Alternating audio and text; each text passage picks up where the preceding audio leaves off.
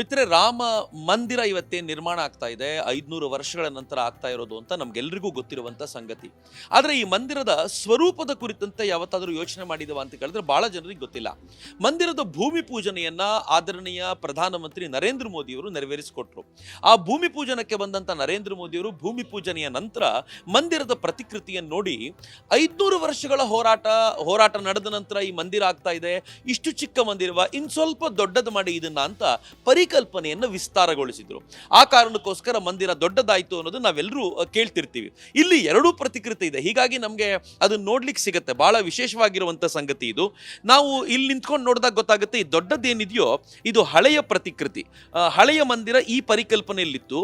ಆನಂತರ ನರೇಂದ್ರ ಮೋದಿಯವರು ಮತ್ತು ಈ 500 ವರ್ಷಗಳ ಹೋರಾಟದ ನೆನಪಿನಲ್ಲಿ ಇದನ್ನ ಭಿನ್ನವಾಗಿ ಮಾಡಬೇಕು ಅಂತ ನಿಶ್ಚಯ ಮಾಡಿದಾಗ ಅದರ ವಿಸ್ತೃತ ರೂಪ ಚಿಕ್ಕದಾಗಿದೆ. ಇದು ವಿಶೇಷವಾಗಿ ಆನಂತರ ತಯಾರಿಸಿ ಇದೇ ರೀತಿ ಈಗ ನಾವೇನು ಮಂದಿರ ಇಲ್ಲಿ ನಿರ್ಮಾಣಗೊಳ್ತಾ ಇರೋದನ್ನ ನೋಡ್ತಿದ್ದೀವೋ ಅದು ಈ ರೀತಿಯಾಗಿರುವಂಥ ಮಂದಿರ.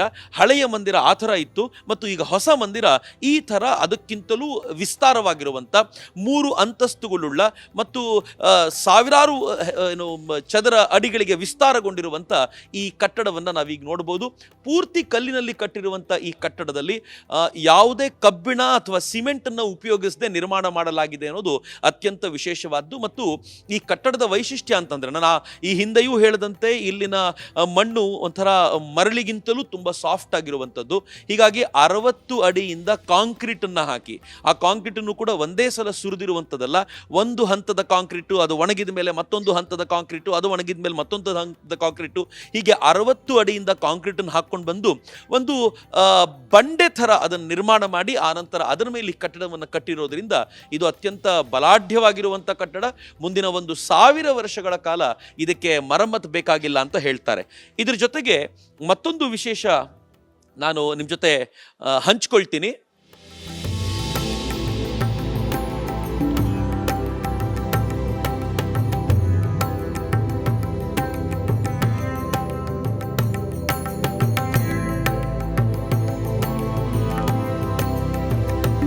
ರಾಮ ಮಂದಿರದ ಹೋರಾಟ ಕರಸೇವಕರ ರೂಪದಲ್ಲಿ ಅದು ಸಾಕ್ಷಾತ್ ರಸ್ತೆಯ ಮಧ್ಯದಲ್ಲಿ ನಡೆದಿರುವಂತಹ ಹೋರಾಟ ಅಂತ ಅನೇಕರನ್ನ ಭಾವಿಸ್ತೀವಿ.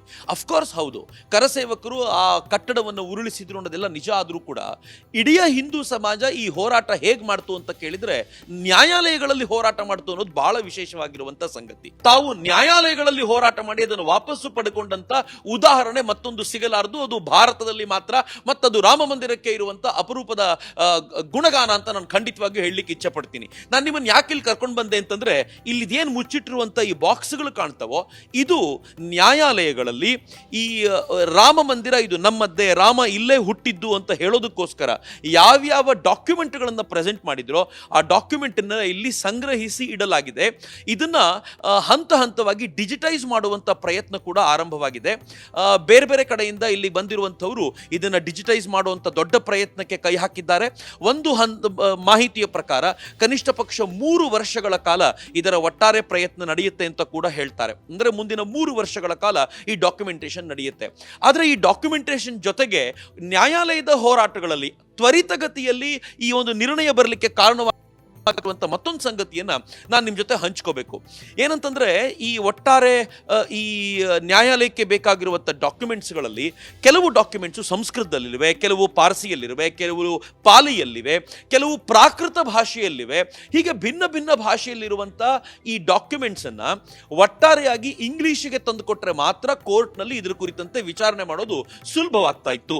ಹೀಗಾಗಿಯೇ ಯೋಗಿ ಆದಿತ್ಯನಾಥರು ಸಿಎಂ ಆದ ನಂತರ ಅವ್ರು ಏನ್ ಮಾಡಿದ್ದಾರೆ ಅಂತಂದ್ರೆ, ಈ ಡಾಕ್ಯುಮೆಂಟ್ಗಳನ್ನ ಬಹುಶಃ ನನಗನ್ಸುತ್ತೆ ಲಕ್ಷಾಂತರ ಪೇಜುಗಳು ಯೋಗಿ ಆದಿತ್ಯನಾಥರು ಅವರು ಅತ್ಯಂತ ವೇಗವಾಗಿ ತಮ್ಮ ತಂಡವನ್ನ ಮುಂದಿಟ್ಕೊಂಡು ಸುಮಾರು 6 ತಿಂಗಳಲ್ಲಿ ಕೋರ್ಟ್ಗೆ ಬೇಕಾಗಿರುವಂತ ಡಾಕ್ಯುಮೆಂಟ್ ಅನ್ನ ಟ್ರಾನ್ಸ್ಲೇಟ್ ಮಾಡಿ ಕೊಟ್ಟರು ಅನ್ನೋದು ನಮ್ಗೆಲ್ರಿಗೂ ಗೊತ್ತಿರುವಂತ ಸಂಗತಿ. ಅದು ಕೂಡ ರಾಮ ಮಂದಿರದ ನಿರ್ಣಯ ವೇಗವಾಗಿ ಬರಲಿಕ್ಕೆ ತುಂಬಾ ಸಹಕಾರ ಮಾಡ್ತು ಅಂತ ಹೇಳ್ತಾರೆ. ಹೀಗಾಗಿ ಇವತ್ತು ನಾವೇನ್ ನೋಡ್ತಿದೀವೋ ಇವೆಲ್ಲವೂ ಕೂಡ ರಾಮ ಮಂದಿರದ ನಿರ್ಮಾಣದ ಹೋರಾಟದಲ್ಲಿ, ನ್ಯಾಯಾಲಯದ ಹೋರಾಟಗಳಲ್ಲಿ ನಮಗೆ ಶಕ್ತಿಯನ್ನು ತುಂಬಿದ ಅಂಶಗಳು ಅಂತ ಹೇಳಬೇಕಾದ್ರೆ ಬಹಳ ಹೆಮ್ಮೆ ಅನ್ಸುತ್ತೆ. ಹೀಗಾಗಿ ಒಂದು ಕಡೆ ರಾಮ ಮಂದಿರದ ಪ್ರತಿಕೃತಿ ಇದ್ರೆ, ಮತ್ತೊಂದು ಕಡೆ ಆ ರಾಮ ಮಂದಿರದ ಹೋರಾಟಕ್ಕೆ ನ್ಯಾಯಾಲಯದಲ್ಲಿ ನಮಗೆ ಏನೇನು ಶಕ್ತಿ ತುಂಬಿತು ಅನ್ನೋದಕ್ಕೆ ಬೇಕಾಗಿರುವಂತ ಡಾಕ್ಯುಮೆಂಟ್ಸ್ಗಳಿವೆ. ಒಂದೇ ಕೋಣೆಯಲ್ಲಿ ಅಷ್ಟು ಸಿಗೋದು ಬಹಳ ವಿಶೇಷ ಅಂತ ನನ್ಗನ್ಸತ್ತೆ.